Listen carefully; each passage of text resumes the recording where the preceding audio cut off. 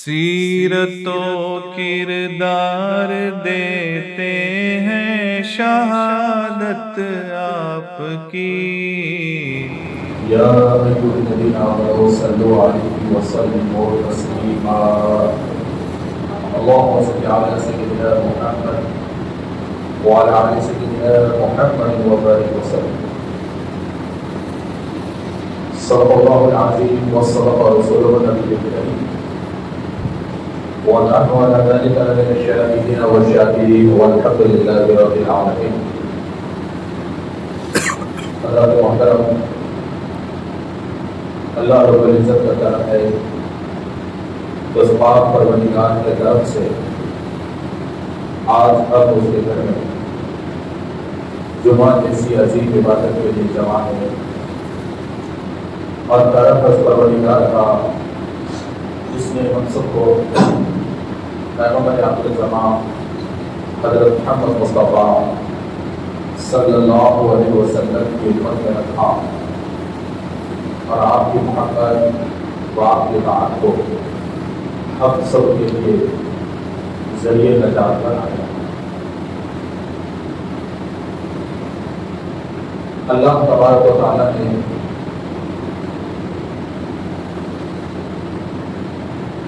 اس کائنات میں انسان، آدمی اور انسانیت بندگی کے آغاز کے لیے سب سے پہلے انسان حضرت آدم کو اللہ نے پیدا کیا۔ حضرت آدم علیہ السلام کی پیدائش سے پہلے اللہ تبارک و تعالیٰ نے اس ساری کائنات کو وجود بخشا۔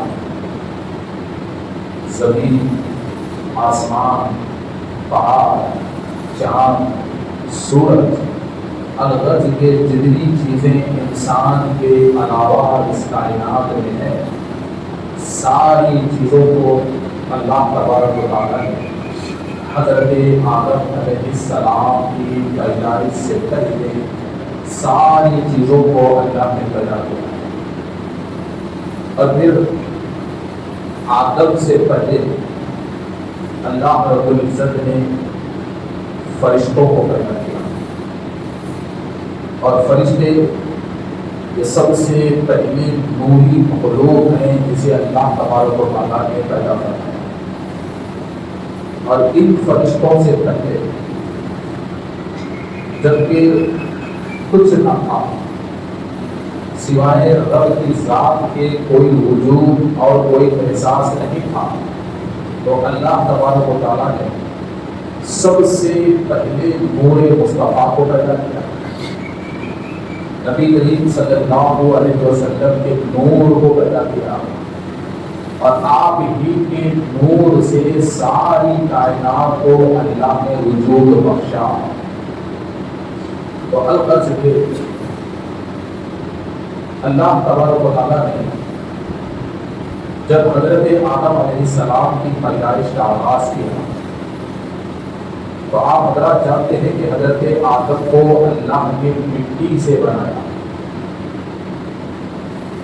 اور اس مٹی کو اللہ نے زمین سے فرشتوں کے ذریعے منگوایا۔ تو جب حضرت آدم علیہ السلام کی مٹی آگ کی خمیر تیار ہو رہی تھی، مٹی کو پانی میں ملایا جا رہا تھا، تو فرشتے بڑے حیران تھے کہ یہ کیا ہو رہا ہے، یہ کیا بن رہا ہے، اور اللہ تبارک و تعالیٰ کیا بنا رہا ہے۔ تو جب حضرت آدم علیہ السلام کے پتلے کا آغاز ہوا، تو فرشتوں نے رب کی بارگاہ میں گزارش کی کہ اے پروردگار، تو کس چیز کو وجود میں لا رہا ہے؟ اے اللہ، آپ کیا بنا رہے ہیں؟ تو اللہ نے جواب دیا کہ میں زمین میں اپنے خلیفہ کو بنا رہا ہوں، میں آدم کو بنا رہا ہوں، میں انسان کو بنا رہا ہوں، اب زمین میں اپنے بندوں کو پھیلانے کا آغاز کر رہا ہوں۔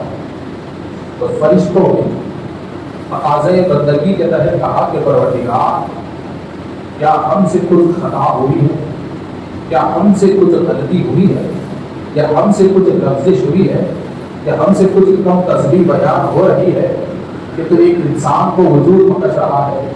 اے اللہ، یہ انسان زمین پر جا کر سوائے فساد پھیلانے کے کوئی کام نہیں کرے گا۔ تو فرشتوں کی یہ بولی سن کر اللہ کو جلا آیا اور اللہ نے کہا کہ اے فرشتوں، تم زیادہ جانتے ہو کہ میں زیادہ جانتا ہوں۔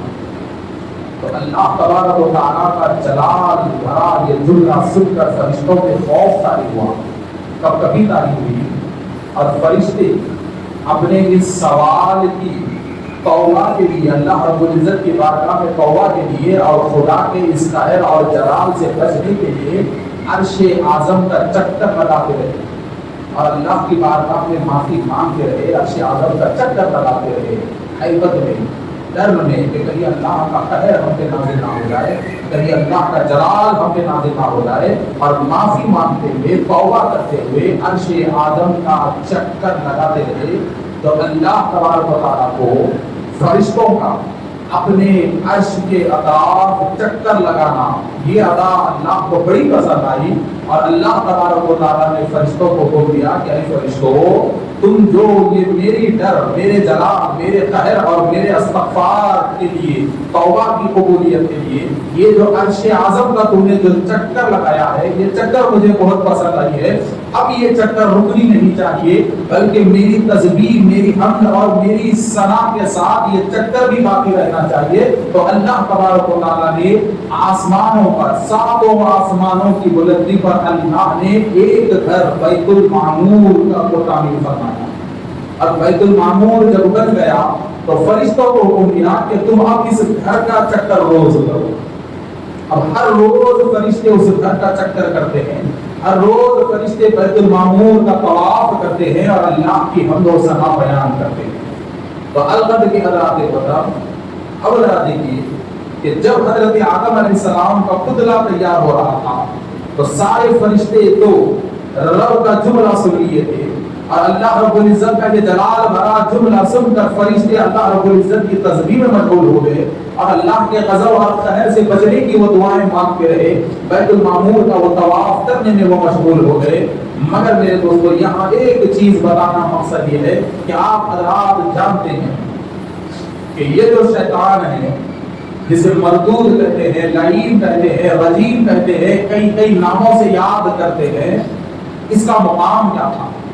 حضرت آدم علیہ السلام کے بننے سے پہلے یہ تو فرشتوں کا استاد تھا، یہ تو فرشتوں کا امام تھا، یہ تو فرشتوں کا سردار تھا، بہت بڑے مقام پر یہ فارغ تھا، عبادت میں فرشتوں سے زیادہ یہ مرتبہ رکھتا تھا، علم میں دیگر فرشتوں سے زیادہ یہ علم رکھتا تھا، منصب میں دیگر فرشتوں سے زیادہ سب سے بڑا منصب رکھتا تھا۔ بلکہ صوفیہ کرام نے اس کے بارے میں یہاں تک لکھا ہے کہ مردود بننے سے پہلے اس کا مقام اتنا بلند تھا کہ آسمان پہ کوئی ایسا مقام نہ تھا جس میں یہ سجدہ نہ کیا ہو۔ آسمان کے چپے چپے پر اس کے سجدے کے نشانات تھے، اتنا بڑا عابد تھا، اتنا بڑا عبادت گزار، اتنا بڑا عبادت گزار تھا۔ مگر جب سارے فرشتے اللہ کی تسبیح میں مشغول ہو گئے اور آدم کے پتلے میں غور کرنا چھوڑ دیے اور اللہ کی رضا پہ راضی رہے، اور اللہ رب العزت سب سے زیادہ جانتا ہے، ہم کچھ نہیں جانتے، یہ حکم سن کر سب کے سب خاموش رہے۔ مگر میرے دوستو، تاریخ بتاتی ہے، کتابیں بتاتے ہیں، علماء اور صوفیاء لکھتے ہیں کہ جب یہ فرشتوں کا امام جو ابھی مردود لعین رجیم نہیں بنا تھا تو اسے بڑی بے چینی ہوئی کہ یہ کیا ہو رہا ہے، یہ کیا ہو رہا ہے۔ دیکھیے، بڑے منصب پر ہے، بڑے پوزیشن پر ہے، بڑا عبادت گزار ہے، اتنی عبادت کہ آسمان کا کوئی حصہ اس کے سجدے سے نہیں بچا، اتنی عبادتیں، مگر پھر بھی دل میں بے چینی ہے کہ کیا ہو رہا ہے، کیا ہو رہا ہے، کیا ہو رہا ہے، کیا ہو رہا ہے، کیا ہو رہا ہے۔ تو اس کی بے چینی اتنی بڑی کہ حضرت آدم کے تعلق سے دل میں اس سے جلن آ گئی، حضرت آدم کے تعلق سے اس کے دل میں حسد آ گیا، اور وہ حاسد بن گیا آدم کا، آدم سے جلنے لگا کہ ہمارے ہوتے ہوئے یہ کیا بن رہا ہے، ہمارے ہوتے ہوئے یہ کیا تیار ہو رہا ہے، ہمارے ہوتے ہوئے یہ کون سا وجود تیار ہو رہا ہے۔ ایسے عقیدے پر وہ آ گیا، ایسے دماغ پر وہ آ گیا، ایسی سوچ پر وہ آ گیا، تو جب حضرت آدم کا مکمل طور پہ پتلا تیار ہوا تو وہ بڑا بے چین ہوا کہ دیکھے کہ اندر کیا ہے، دیکھے کہ اندر کیا ہے۔ اللہ تبارک و تعالیٰ نے اس کو بڑی طاقتوں سے نوازا ہے، بڑی طاقتوں سے نوازا ہے، اور آج بھی اللہ نے امت کے امتحان کے لیے، بندوں کے امتحان کے لیے شیطان کو اپنے در سے مردود کو کر دیا، اسے مردود کو بنا دیا، مگر اس کے طاقتوں کو رب نے نہیں چھینا۔ بندوں کے امتحان کے لیے اس کے طاقتوں کو باقی رکھا، اس کے علم کو اللہ نے باقی رکھا، اس کی قابلیت کو اللہ نے باقی رکھا، صرف اور صرف مردود اور ملعون کا ٹھپا لگا کر اسے اوپر سے نیچے بھیج دیا، نہ اس کے علم کو نکالا نہ اس کی قابلیت کو نکالا۔ تو حضرات محترم تھوڑا یہاں سوچنے والی بات ہے کہ شیطان کے پاس بہت زیادہ علم ہے، شیطان کے پاس بہت زیادہ طاقت ہے، ہواؤں میں اڑنا بھی وہ جانتا ہے، آگ میں بیٹھنا بھی وہ جانتا ہے، پتھر کے اندر بیٹھنا بھی وہ جانتا ہے، پتھر سے بولنے لگانے کا طریقہ بھی وہ جانتا ہے، لوگوں کے جسموں میں آ کر غیب بتانے کا ذریعہ بھی وہ جانتا ہے، اچھے حالت کیا ہوا بھی وہ جانتا ہے، کیا ہونے والا بھی وہ جانتا ہے۔ اللہ نے اسے اعلیٰ علم سے نوازا ہے، مگر ساتھ میں مردود اور ملعون کا ٹھپا اللہ نے اسے لگا دیا ہے، اور اس کے علم کو اللہ نے مکر و فریب کا ذریعہ اللہ نے اس کے علم کو بنا دیا۔ تو اب ذرا دیکھیے کہ بڑا بے چین ہوا کہ آخر ہو کیا رہا ہے۔ وہ بے چینی میں کیونکہ طاقت اس کے پاس تھی، اللہ نے اسے عجیب عجیب طاقتوں سے نوازا تھا، تو ہوا بن گیا، اور ہوا بن کر حضرت آدم کے پتلے میں چلا گیا، پتلے میں چلا گیا، اور پتلے میں جا کر روڑ مارنے لگا تو پیٹ کے اندر، سینے کے اندر اسے کوئی خاص چیز نظر نہیں آئی، کوئی خاص چیز نظر نہیں ہے۔ بڑا حیران ہوا، کیا اس میں تو کچھ ہے ہی نہیں، میری اتنی خصوصیت سے کیوں بن رہا ہے؟ اور فوراً فیصلہ کیا کہ اس سے اچھا تو میں ہوں، یہ تو کمزور ہے، مٹی سے بنا ہوا ہے، اور اس میں تو کوئی خصوصیت ہے نہیں، آنا صحیح ہو میں کہتا ہوں میں آگ سے بنا ہوا ہوں، یہ مٹی سے بنا ہوا ہے، اور میری طاقت اور میری قوت اور میری گرمی کے سامنے یہ کیا ٹکے گا، یہ کیا ٹکے گا؟ اب چونکہ حضرت آدم علیہ السلام سے حسد جلن اس کے دل میں تھی، تو حسد اور جلن کی وجہ سے نفرت دل میں آ گئی، اور اس نفرت کی وجہ سے جملہ کہا کہ یہ بیکار چیز ہے، یہ کوئی کام والی چیز نہیں ہے، یہ تو کمزور پتلا ہے، میں اس سے بہتر ہوں۔ غرور والا جملہ کہا، اور غرور میں کیا کر دیا؟ جیسا ہی غرور اور تکبر اس کے پاس آ گیا تو یاد رکھو حضرات محترم، غرور اور تکبر نے اس کے منہ میں جھاگ کو بھر دیا، تھوک کو بھر دیا، اور اس نے حضرت آدم کے پیٹ میں تھوک دیا، اور جیسا ہی آدم کے پیٹ پہ تھوکا اور وہ نکل گیا تو اللہ تبارک و تعالیٰ نے غرور اور تکبر اور حسد والے تھوک کو آدم کے پیٹ میں گوارا نہیں کیا، اور حضرت آدم کے پیٹ سے اس مٹی کو نکالا جہاں تک شیطان کا تھوک کا نکالا، اور اس مٹی سے آپ کو تعجب ہوگا سن کر کہ اسی شیطان کے تھوک والے مٹی سے اللہ نے کتے کو پیدا کیا، کتے کو اللہ نے پیدا کیا۔ اسی لیے کہا جاتا ہے کہ کتے میں 99 خصلتیں انسان کی ہوتی ہیں اور ایک خصلت شیطان کی ہوتی ہے، اور وہ ایک شیطان کی خصلت کتے میں ہونے کی وجہ سے 99 انسان کی خصلتیں کتے میں ختم ہو جاتی ہیں۔ جب کتے پہ شیطانیت غالب آ جاتی ہے تو 99 انسانی خصلتیں شیطان کی ایک خصلت کی وجہ سے کتے میں چھپ جاتی ہیں، اور کتا لوگوں کے پتھر بھی کھاتا ہے، مار بھی کھاتا ہے، اور گھروں سے باہر بھی کتا ہو جاتا ہے، ایک شیطان کی خصلت اس کے پاس ہونے کی وجہ سے۔ تو الغرض کے حضرات محترم جب وہ کتا بنا تو اب یہاں اللہ تبارک و تعالیٰ نے، میں نے گزشتہ جمعہ کہا کہ جب کسی سے غلطی ہوتی ہے، جب کسی سے گناہ ہوتا ہے تو اللہ تعالیٰ فوراً اس کے گناہ کا بدلہ اس سے نہیں لیتا، اس کی غلطی کا بدلہ اس سے نہیں لیتا، اور غلطی ہونے کی اللہ تبارک و تعالیٰ سزا نہیں دیتا، بلکہ اللہ تبارک و تعالیٰ ستار ہے، رحیم ہے، بندے کے گناہ کو چھپاتا ہے، اور بندوں پہ اللہ اتنا مہربان ہوتا ہے کہ اللہ تعالیٰ بندے کو ایک لمبی توبہ کی مہلت دیتا ہے، اور وہ توبہ کی اتنی لمبی مہلت رہتی ہے کہ اللہ تعالیٰ توبہ کے کئی بہانے اللہ بندے کو دیتا ہے، تاکہ میرا بندے کو احساس ہو جائے کہ اس سے گناہ ہوا ہے، تو اللہ تعالیٰ اس کی زندگی میں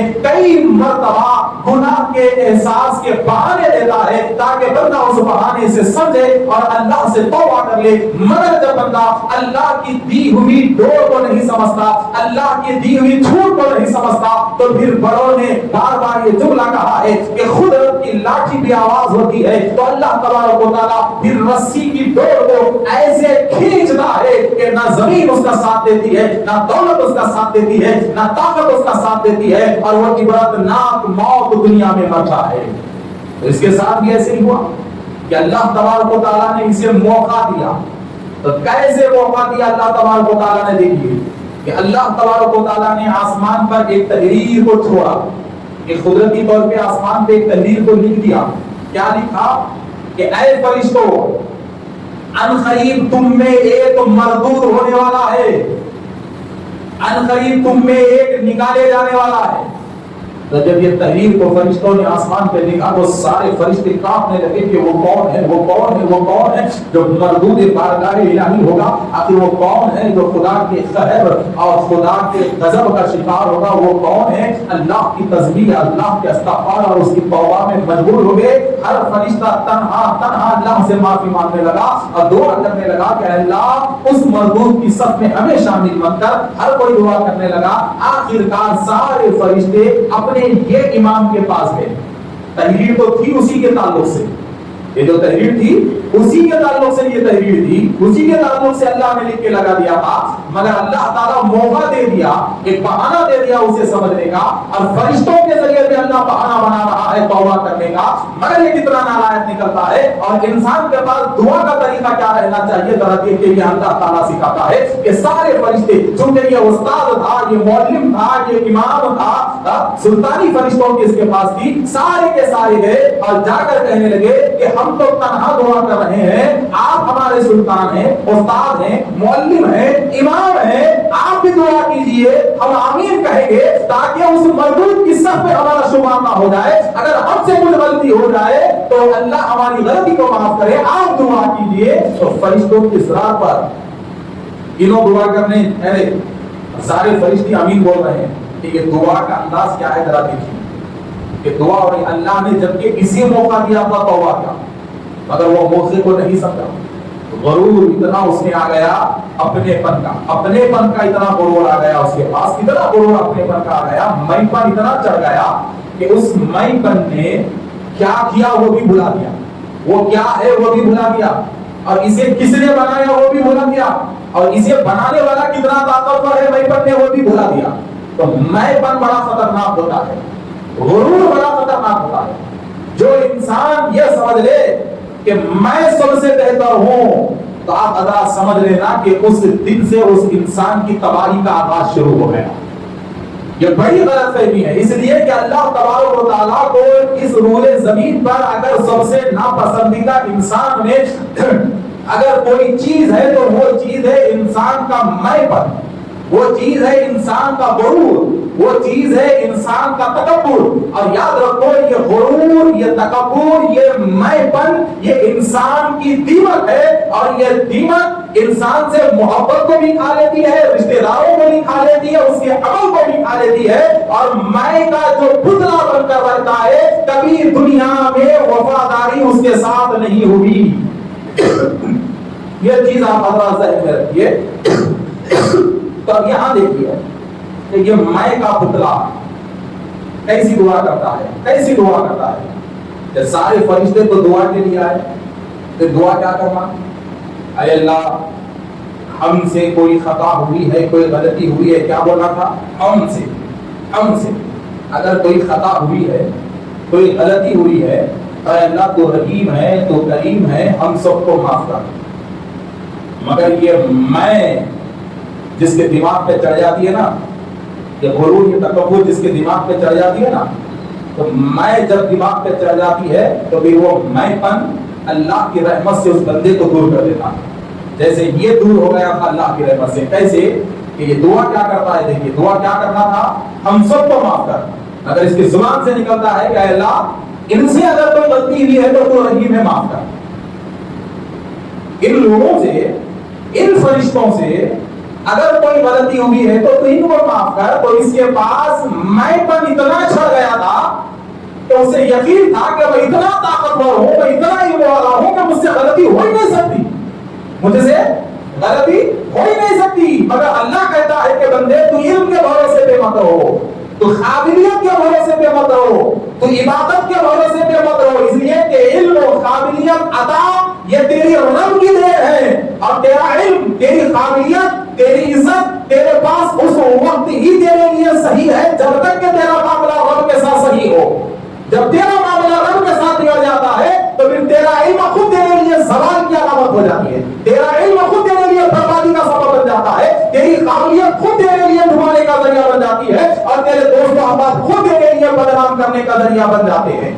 تو یہ اللہ کہہ رہا ہے کہ بندے علم, طاقت, عزت, رشتہ داری پہ بھروسہ کرنے سے پہلے اللہ سے تو تعلق کو مضبوط کر لے, اللہ سے تو معاملات کو سیدھا کر لے, اور اللہ کی بارگاہ میں تو عاجز ہو جا, اللہ کی بارگاہ میں تو نرم ہو جا, اللہ کی بارگاہ میں تو اپنے میں پن کو ختم کر, تو اپنے میں پن کو اللہ کی بارگاہ میں ختم کر. تو میرے دوستوں ذرا دیکھیے, آگے آئیے, بڑی اہم بات آپ کو بتاتا ہوں, آگے آئیے ذرا دیکھیے کہ ہوا کیا.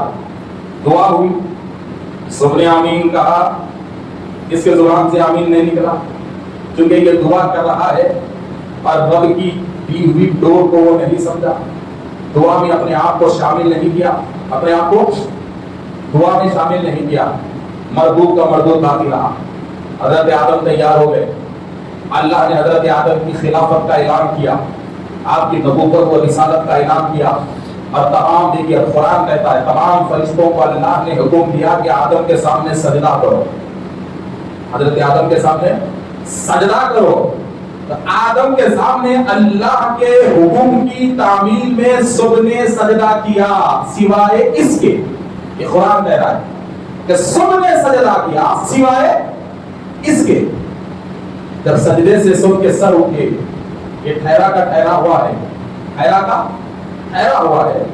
تو یہاں ایک چیز غور کرنی ہے, کیا آدم کو سجدہ نہ کرنا, ساروں کے سر سجدے میں رہنا اور یہ ٹھہرا ہوا رہنا, یہی اللہ کی سب سے بڑی نافرمانی تھی. ٹھیک ہے جی, اللہ کا حکم نہ مان کر اکڑ کے ٹھہرے رہنا, یہی اللہ کی سب سے بڑی نافرمانی تھی.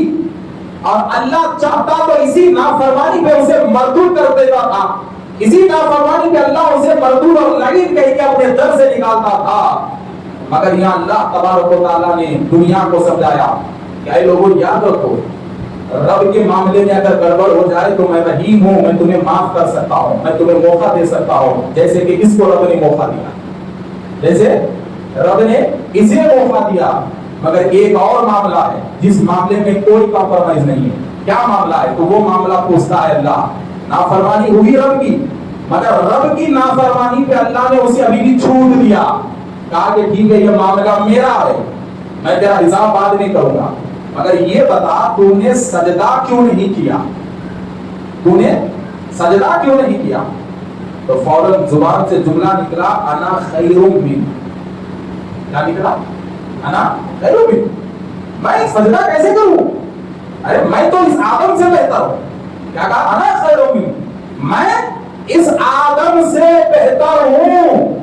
تو جب ایک نبی کی شان میں گستاخی ہوئی اور نبی کو اس نے اپنے سے بہتر کہا, تو پھر اللہ تبارک و تعالیٰ نے فرمان جاری کر دیا کہ رب کی نافرمانی معاف تو ہو سکتی ہے مگر نبی کی شان میں گستاخی معاف نہیں ہو سکتی. اگرچہ کہ تو اعلیٰ منصب پر فائز ہے, اعلیٰ عبادتوں پر فائز ہے, مگر تیرے دل میں غرور تھا, پھر بھی رب نے تجھے مہلت دی ہے, مگر غرور کے ساتھ ساتھ ایک نبی کی گستاخی بھی تیرے دل میں آ چکی ہے اور تو اپنے آپ کو نبی سے بہتر سمجھتا ہے. اب لہذا تیرا شمار نوری جماعت میں نہیں ہوگا, ناری جماعت میں ہوگا. اب تو فرشتہ نہیں کہلائے گا, شیطان کہلائے گا, اب تو انعام والا نہیں کہلائے گا, بلکہ تو مردود کہلائے گا, تو مردود کہلائے گا. تو اللہ تبارک و تعالیٰ نے پہلے ہی قانون بنا دیا کہ نبوت کا تصور انسان کے پاس صحیح ہونا چاہیے. رسول اللہ اور دیگر 1,24,000 کم و بیش انبیاء کے تعلق سے انسان کے پاس عقیدہ صحیح رہنا چاہیے اور تصور میں بھی غلط عقیدہ نہیں ہونا چاہیے. اگر تصور میں بھی اگر غلط عقیدہ آ گیا تو پھر وہ بارگاہ خداوندی میں مردود ہے, ملعون ہے, लईन है और वो ऐसे धुतकारा जाएगा जैसे ये शैतान धुतकारा गया था, ये शैतान धुतकारा गया था। तो अब हज़रात मोहतरम अब देखिए, अब बताने का मकसद ये है कि मेरे दोस्तों याद रखो, हमारी इबादत उस वक्त तक बाकी है जब तक कि हमारा दिल गुरूर से खाली हो, तकब्बुर से खाली हो, मैपन से खाली हो। हमारा हज, हमारा तवाफ़े काबा, हमारी ज़कात, हमारा कुरान का पढ़ना उस वक्त अल्लाह की बारगाह में काबिल कबूल है जब तक कि हमारा दिल गुरूर से खाली हो। जिस दिन हमारे दिल में गुरूर आ गया, जिस दिन हमारे दिल में मैपन आ गया, जिस दिन हमारे दिल में तकब्बुर आ गया और जिस दिन ये ख्याल आ गया कि मैं सबसे बेहतर हूँ, मैं सबसे अच्छा हूँ, मैं सबसे ज्यादा नमाजी हूँ, मैं वक्त पे नमाज पढ़ने वाला हूँ, मैं टाइम पे नमाज पढ़ने वाला हूँ, तो याद रखो उस दिन से अल्लाह तबारक व तआला तुम्हारे लिए तबाही व बर्बादी का दरवाजा खोल देगा। इसलिए कि अल्लाह तबारक व तआला को इस जमीन पर अकल कर चलने वाला बंदा पसंद नहीं है। अल्लाह को इस जमीन पर गुरूर अपने दिल पे लेकर चलने वाला बंदा पसंद नहीं है। अल्लाह को इस जमीन पर तकब्बुर में डूबा हुआ बंदा पसंद नहीं है। अल्लाह को इस जमीन पर गुरूर और मकर व फरेब में चूर बंदा अल्लाह को पसंद नहीं है। और याद रखो हज़रात मोहतरम, अल्लाह तबारक व तआला लम्हा लम्हा लम्हा लम्हा अल्लाह तबारक व तआला अपने बंदे से इम्तिहान लेता है। तो अब जरा सोचिए कि दिल में गुरूर नहीं आना चाहिए, दिल में तकब्बुर नहीं आना चाहिए। और याद रखो मेरे दोस्तों, नमाज को आप समझिए कि नमाज एक ऐसी चीज है कि इंसान अगर नमाज को समझ गया तो फिर उसके दिल में मैपन कभी नहीं आएगा, उसके दिल में तकब्बुर नहीं आएगा। इसलिए कि नमाज इबादत है, अफजल इबादत है, मगर नमाज के अंदर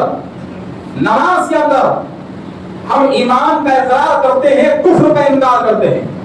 हम नमाज के अंदर गुरूर का इनकार करते हैं, आजिज़ी को हम पसंद करते हैं।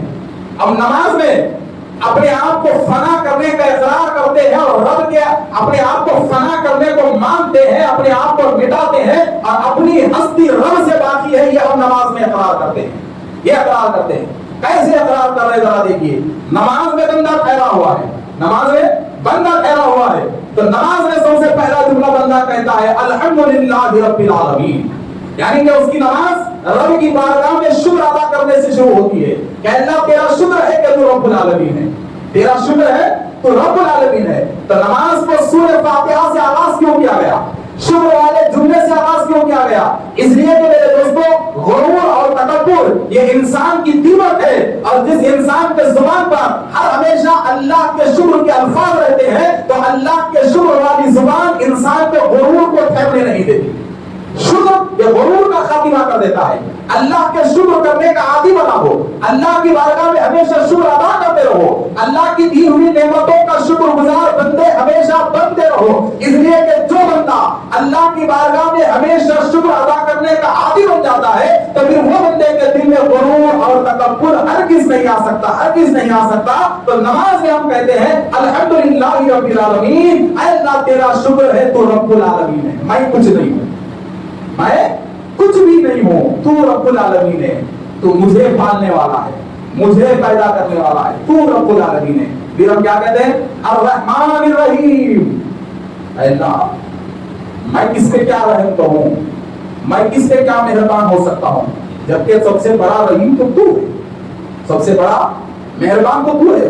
मालिक यौमिद्दीन, अल्लाह मेरा पोजीशन क्या, देखिए मैं आपको मफहूम बता रहा हूं, मेरा पोजीशन क्या, मेरा लेवल क्या, मेरा इख्तियार क्या, मेरी दौलत क्या, मेरी इज्जत क्या, मेरी कुर्सी क्या, अल्लाह ये तो खत्म होने वाली है, मगर तू तो उस दिन का बादशाह है जिस दिन सब कुछ खत्म हो जाएगा मगर तेरी कुदरत बाकी रहेगी, तेरी कुदरत बाकी रहेगी। जब सब खत्म हो जाएगा तब भी तेरी कुदरत बाकी रहेगी। तो ऐसा बादशाह है, तेरे सामने मैं कुछ भी नहीं हूँ। इय्याका नअबुदु व इय्याका नस्तईन, फिर बंदा ये अपना मकसद बताता है, मकसद बताता है कि अल्लाह बात कुछ नहीं है, तू रहीम है, तू मेहरबान है, तेरी सारी तारीफें तेरे लिए है, तू रब्बुल आलमीन है, तूने मुझे ताकत दी, सल्तनत दी, ओहदा दिया, औलाद दिया, हर चीज दी, हर चीज दी, मगर अल्लाह फिर भी इय्याका नअबुदु, मैं तेरी इबादत करता हूँ, और यहाँ जो मैं ठहरा हुआ हूँ वो सिर्फ तेरी इबादत के लिए ठहरा हुआ हूँ, इस मुसल्ले पर मैं तेरी इबादत के लिए ठहरा हुआ हूँ, और हम सब तेरी इबादत करते हैं। वही इय्याका नस्तईन, क्या अल्लाह तेरी इबादत करने वाले हम तुझी से मदद मांगते हैं, تیرے علاوہ ہم غیر کے در پہ مدد کے لیے نہیں ٹھہرتے، ہم تجھ سے مدد مانگتے ہیں، تو رب العالمین ہے، رب العالمین ہے، عبادت بھی تیری کرتے ہیں، مدد بھی تیری مانگتے ہیں، مدد بھی تیری مانگتے ہیں۔ تو وہ عبادت کون سی ہے؟ وہ عبادت نماز ہے، تو پھر مدد کون سی ہے جو نماز میں مانگ رہا ہے؟ وَإِيَّاكَ نَسْتَعِينُ، اے اللہ ہم تجھ سے مدد مانگ رہے ہیں، تو وہ مدد کون سی ہے جو نماز میں مانگ رہا ہے؟ تو اللہ اس مدد کا خلاصہ کرتا ہے کہ اہدنا الصراط المستقیم، کہ اللہ تو مجھے ہمیشہ سیدھے راستے پر رکھنا، تو ہمیشہ مجھے سیدھے راستے پر رہنا۔ کیا مدد مانگ رہے ہیں ہر نماز میں؟ سیدھے راستے پر، سیدھے راستے پر، کہ اللہ تو ہمیشہ ہمیں سیدھے راستے پر رکھنا، صراط مستقیم پر رکھنا۔ اور پھر دعا بھی کرتے ہیں، پھر دوسرا جملہ دعا کیا کہتے ہیں؟ صراط الذین انعمت علیہم، اے اللہ تو ان لوگوں کے راستے پر رکھنا جن پہ تیری رحمت ہے، جن پہ تیرا انعام ہے، جن سے تو خوش ہے، جن کو تو نے پسند کیا ہے، تجھے جو پسند ہے ان کے راستے پہ ہمیں رکھنا، جن پہ تیرا انعام ہے ان کے راستے پہ ہمیں رکھنا، جن کو تو نے پسند کیا ہے ان کے راستے پہ ہمیں رکھنا، جو تیرے ہیں ان کے راستے پہ ہمیں رکھنا، غیر المغضوب علیہم ولا الضالین، کہ اللہ ہم کو ان لوگوں کے راستے میں ہرگز مت ڈالنا جن پہ تیرا غضب نازل ہوا ہو، جو تیری راہ سے گمراہ ہوئے ہو، جو تیری راہ سے ہٹے ہوئے ہو، اے اللہ تو ہمیں ان کے راستے پہ مت ڈالنا۔ یہ ہر نماز میں ہم کہہ رہے ہیں، ہر نماز میں کہہ رہے ہیں۔ تو میرے دوستو نماز کو سمجھو، نماز کے اندر ہم کیا کہہ رہے ہیں اسے سمجھو، نماز کے اندر ہم کیا مانگ رہے ہیں ہم اسے سمجھو۔ دیکھیے سجدہ ہے، سجدہ ہے، سجدے کا فلسفہ کیا ہے معلوم ہے؟ کیا میرا رب ہمارے سجدوں کا محتاج ہے؟ اللہ الصمد، وہ تو بے نیاز ہے، وہ تو بے نیاز ہے، اسے کسی کی پرواہ نہیں ہے۔ پھر یہ سجدے کا مطلب کیا ہے؟ یہ سجدے کا مطلب کیا ہے؟ بڑا اچھا جملہ کہا کہنے والے نے کہ ایک ہی صف میں کھڑے ہوئے محمود و ایاز، نہ بندہ رہا نہ بندہ نواز، نہ بندہ رہا نہ بندہ نواز۔ تو آخری جملہ سجدہ، بادشاہ بھی اپنے سر کو جھکایا ہوا ہے، وزیر بھی جھکایا ہوا ہے، امام بھی جھکایا ہوا ہے، حافظ قرآن بھی اپنے سر کو زمین پہ لگایا ہوا ہے، عالم بھی لگایا ہوا ہے، نوکر بھی لگایا ہوا ہے، سیٹ بھی لگایا ہوا ہے، امیر بھی لگایا ہوا ہے، غریب بھی لگایا ہوا ہے، اور یہ سارے سجدے میں اقرار کرتے ہیں کہ اے اللہ ہم کچھ بھی نہیں، ہم کچھ بھی نہیں، سبحان ربی الاعلی، اے اللہ تو پاک ہے اور سب سے اعلیٰ تو ہی ہے، تو پاک ہے، سب سے اعلیٰ تو ہی ہے، تیری بڑائی کے سامنے ہماری بڑائی کچھ نہیں، تیری عظمت کے سامنے ہماری عظمت کچھ نہیں، تو پاک ہے، تو سب سے بڑا ہے، تو سب سے بڑا ہے۔ قسم خدا کی اگر انسان حالت نماز میں اپنے سجدے کو سمجھ لے تو پھر اس کے دل میں کبھی غرور نہیں آتا۔ وصلی اللہ تعالی علی خیر خلقہ محمد وعلی آلہ وصحبہ اجمعین والحمد للہ رب العالمین۔